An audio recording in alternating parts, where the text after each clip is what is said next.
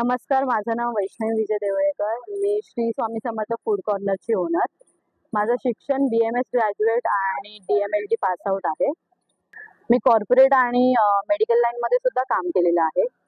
पण माझं एक सेम रुटीन झालेलं, म्हणजे सकाळी उठा, जॉबला जावा, परत या. ना स्वतःसाठी वेळ होता, ना मला फॅमिलीसाठी वेळ होता.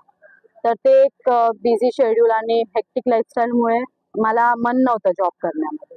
त्यामुळे मी असा विचार केला एक दिवस की आपण का नाही एकदा ट्राय करू बिझनेससाठी. जेव्हा मी बिझनेसचा विचार केला त्यावेळेस माझ्या डोक्यात दोनच क्वेश्चन्स होते की मला माझी फॅमिली सपोर्ट करेल का, आणि दुसरं म्हणजे जर बिझनेस करायचा तर तो कोणता करायचा.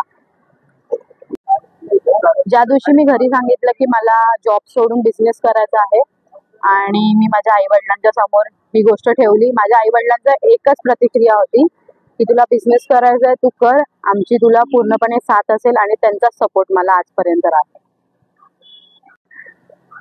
मी जे शिक्षण घेतलं त्याचा बिझनेसशी काही एक संबंध नव्हता, त्यामुळे मला अडथळे तर खूप आले.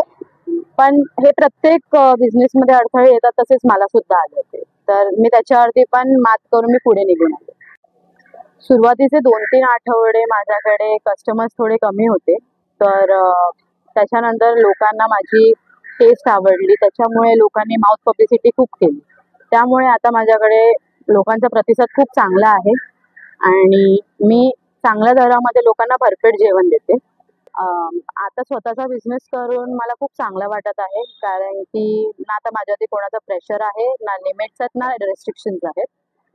आणि मेन गोष्ट तर आता अशी आहे की मी स्वतःसोबत माझ्या फॅमिलीला सुद्धा वेळ देऊ शकते. मी इतर लोकांना आता फक्त एवढंच सांगेल की एकदा तरी लाईफमध्ये बिझनेस करण्याची रिस्क घ्या.